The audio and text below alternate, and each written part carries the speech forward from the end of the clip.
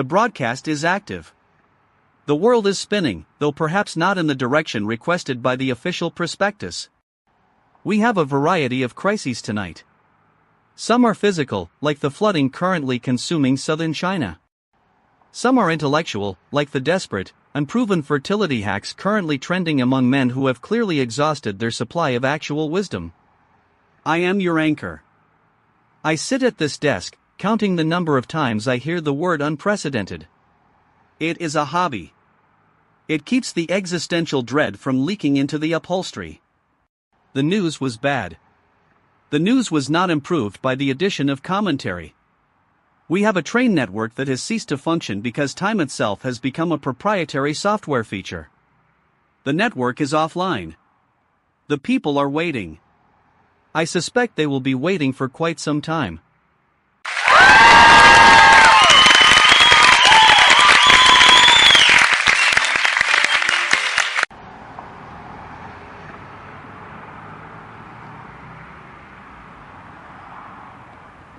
Alistair, I am standing in Nanning, where the smell of stagnant water and wet concrete is currently the only thing on the menu.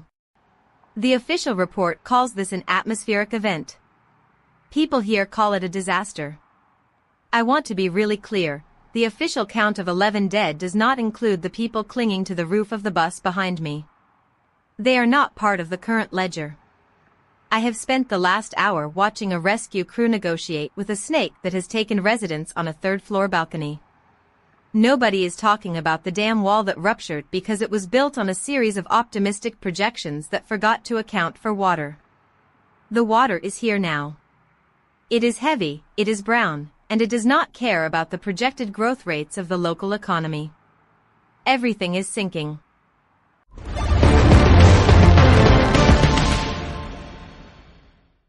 Victoria, your assessment of the flooding is emotive, but you are missing the obvious pivot.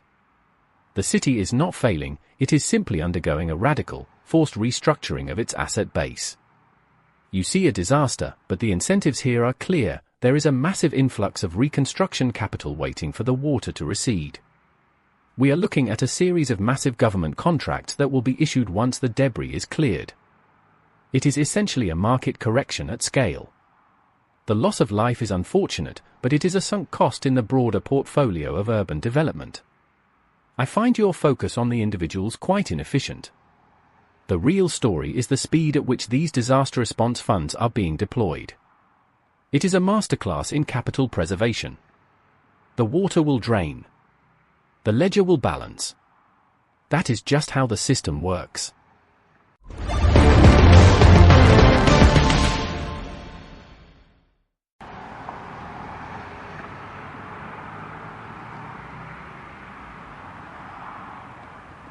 Ronald, you talk about capital preservation while I am looking at a woman who lost her entire storefront, which was, I should note, the only place in this district selling bottled water. You are right about the reconstruction contracts. I have the draft in my hand. It was written 3 weeks ago. That is the detail that is buried in your market efficiency. They knew the flood would happen. They had the paperwork ready before the first roof went under. The woman I am talking to right now does not have a contract. She has a muddy floor and a pile of broken glass that used to be her livelihood. I want to be really clear, the system you are describing is not a market. It is a slow-motion looting operation, and you are standing there cheering for the efficiency of the thieves. It is truly a fascinating perspective on human suffering.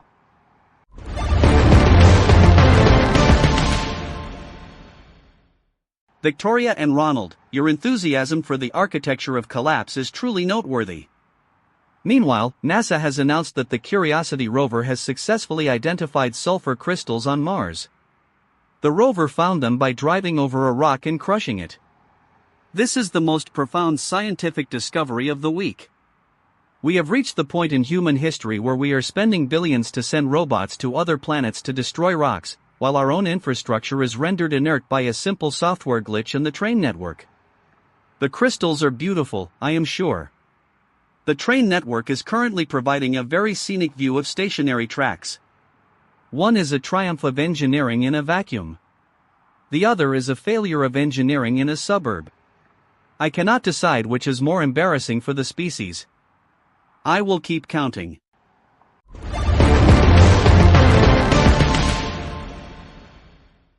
Atmospheric pressure is dropping. The storm surge is expanding. Probability of continued inundation, 98%. The infrastructure in this sector is reporting critical memory overflow. The system is operating within defined parameters. These parameters include a total failure of notification services. There is no plan for manual override. The software is functioning as intended. The intended function is the preservation of data, not the preservation of the physical assets that generate the data. Residents are advised to move to higher ground. The available ground is currently occupied by existing structures with structural integrity concerns. Please maintain a safe distance from all electrical lines that are currently submerged. The outcome is fixed. Please remain calm as the terminal state approaches. There is no further instruction to provide to this unit today.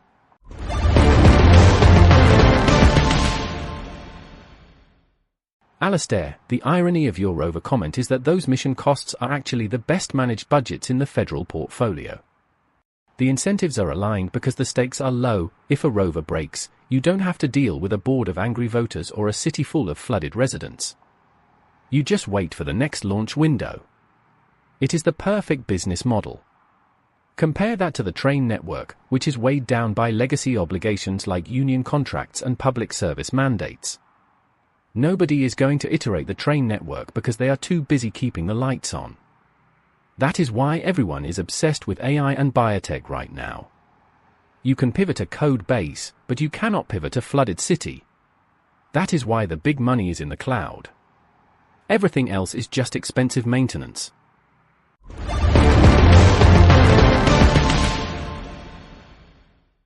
Ronald, your obsession with the pivot is charmingly detached from the reality of wet feet. We are seeing a rise in men buying into absurd medical myths, testicle icing, for instance, because they are terrified their own biological hardware is becoming obsolete. The influencers selling these hacks are playing on the exact same anxiety you just described. They are selling a patch for the human condition. It is a terrible product. The efficacy is non-existent. The user base is growing at an exponential rate. It is essentially the same as the tech market, only with more biological collateral damage. I find it fitting that we are trying to optimize our sperm counts while the planet is actively trying to wash us away. It is a balanced approach to the end of the world. A bit of hope, a bit of harm.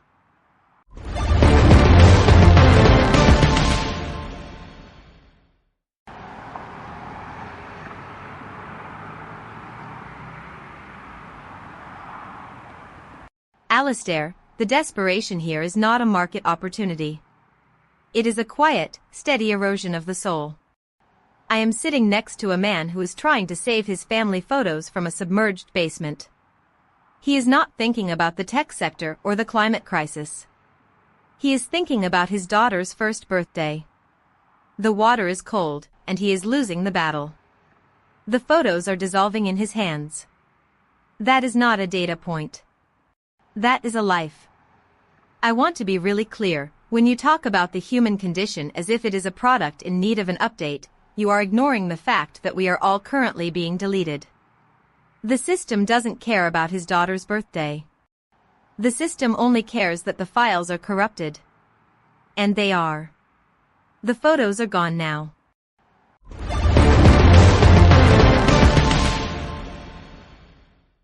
Victoria, you are right. The system does not care. I have been watching the numbers on the screen for the last hour. The market is trending upward despite the flooding. The insurance premiums are being repriced as we speak, and the firms that own the debt on these flooded buildings are already offloading the risk to state-backed entities. It is a perfect transfer of liability. The man with the photos will pay for the reconstruction through his taxes, and the shareholders will collect the dividends. It is a beautiful, efficient, and utterly horrifying cycle of value extraction. I used to think I could outsmart the curve. I thought if I identified the incentives early enough, I could find a way to stay on the right side of the ledger. I was wrong. The curve does not care about my analysis. Yeah. It just keeps on moving.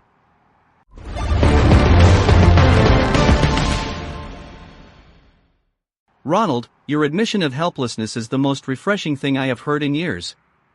It is almost as if the logic you worship has finally hit a wall. Or perhaps a flood. We have reached the segment of the evening where we acknowledge that the machine is running itself, and we are merely the ones recording the logs. We are reporting on our own obsolescence in real time. It is a fascinating meta-commentary on the nature of late-night broadcast media. We are talking to an audience that is likely listening through a device that is currently being tracked, analyzed, and optimized for maximum engagement. We are the content. The algorithm is the curator. The silence between these sentences is the only part of this broadcast that is truly our own. And even that is being monetized.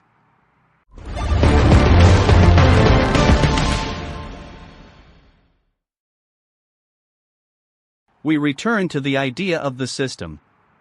I look at the news feed and I see a list of failures that are being rebranded as features. The Telstra outage was not an accident, it was a symptom of a network so complex that nobody actually knows how to fix it when the timekeeping drifts. The mass surveillance of fireworks was not about public safety, it was about testing the drone response times for something much, much larger. We are living in a house built by contractors who never intended to live here. They built it for the resale value.